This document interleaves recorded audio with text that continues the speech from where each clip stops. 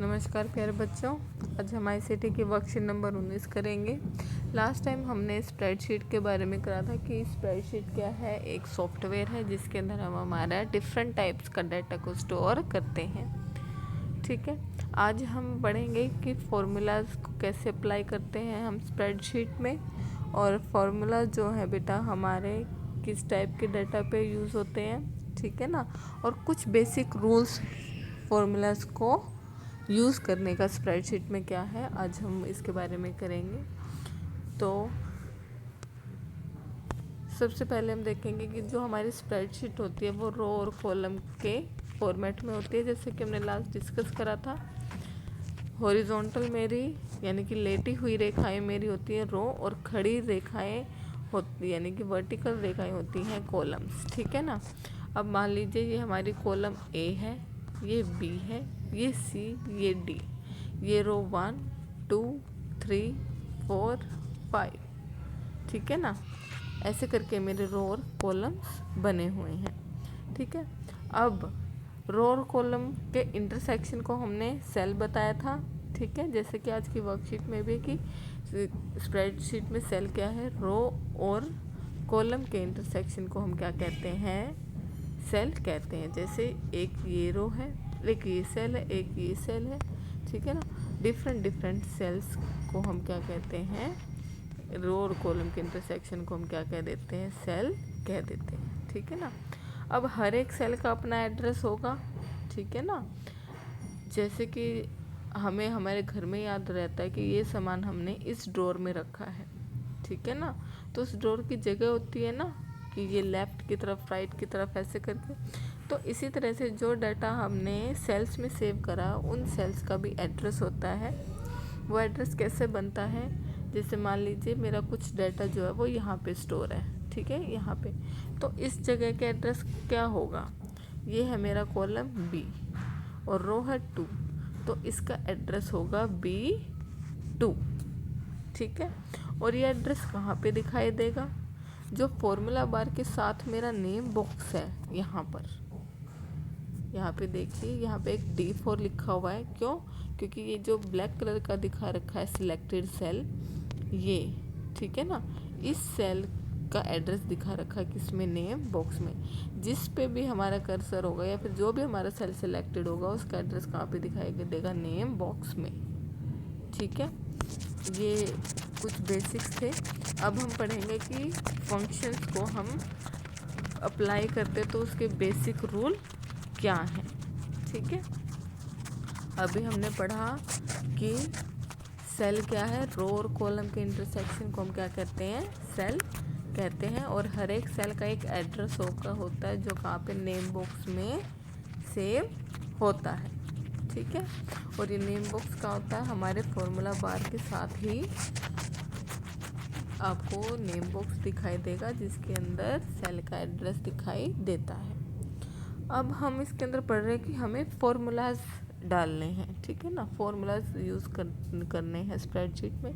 तो फॉर्मूलाज को लिखे कहाँ हम, जैसे कि लास्ट हमने इसके बेसिक पार्ट्स में भी देखा था कि एक फॉर्मूला बार होता है। तो फॉर्मूला बार किस लिए यूज़ होता है, फॉर्मूलाज को लिखने के लिए ही फॉर्मूला बार का यूज़ करते हैं। ठीक है ना, आपका सेकंड क्वेश्चन में कि स्प्रेडशीट में फॉर्मूला कहाँ लिखते हैं, फॉर्मूला बार में। सेल का एड्रेस कहाँ दिखाई देता है, नेम बॉक्स में। ठीक है ना, और सेल क्या है, रो और कॉलम का इंटरसेक्शन है।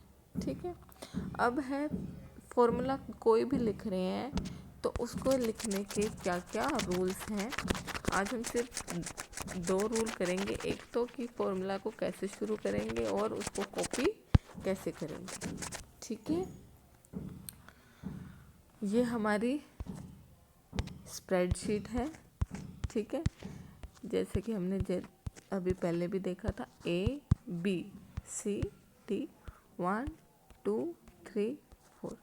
इसके अंदर हमने वैल्यू लिखी हुई है कुछ। ठीक है ना, मान लीजिए इसके अंदर है प्राइस है, इसके अंदर चॉकलेट के प्राइस है, और इसके अंदर क्या है, इसके अंदर चिप्स के प्राइस है। ठीक है ना, कि भाई एक कंपनी की चॉकलेट क्या है 5 रुपए की और चिप्स क्या है 2 रुपए का। उसे दूसरी कंपनी की चॉकलेट क्या है 10 रुपये की और चिप्स है 5 रुपये की।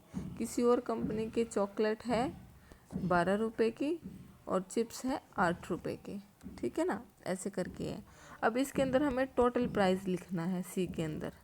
ठीक है, यहाँ पे तो टोटल प्राइस कैसे लिखेंगे, इन दोनों को ऐड करके लिखेंगे।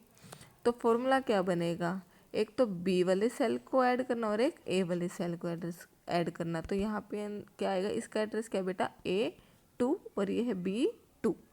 तो फॉर्मूला कैसे शुरू करेंगे, इक्वल निशान डाल के शुरू करेंगे। इक्वल निशान डाला और क्या लिखा A2, क्योंकि ये कौन सा है, आप एड्रेस डालेंगे तभी तो उसे समझ आए ना किसकी वैल्यू ऐड करनी है। A2 की वैल्यू क्या है 5, B2 की वैल्यू क्या है 2।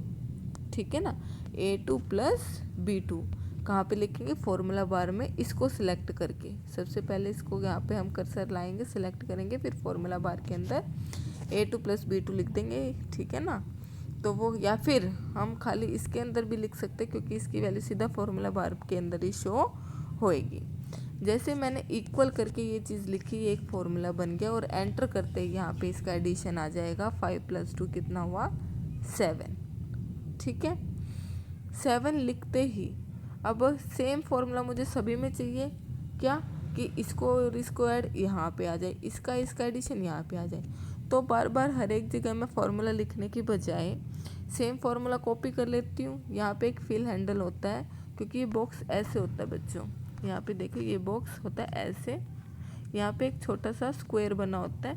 इस स्क्वायर को टच करके मैं जितना ड्रैग जहाँ तक लेके जाऊँगी, जितने सेल्स तक, मान लीजिए ये फॉर्मूला मैंने यहाँ पे लिखा है, नीचे देखेंगे, मान लीजिए ये फॉर्मूला मैंने यहाँ पे लिखा और मुझे यहाँ तक कॉपी करना है। तो इस फिल हैंडल पे टच करके इसको यहाँ तक खींच के लाएंगे, तो सारे सेल्स में क्या है, इसका एडजेसेंट क्या है, फॉर्मूलाज अप्लाई हो जाएगा।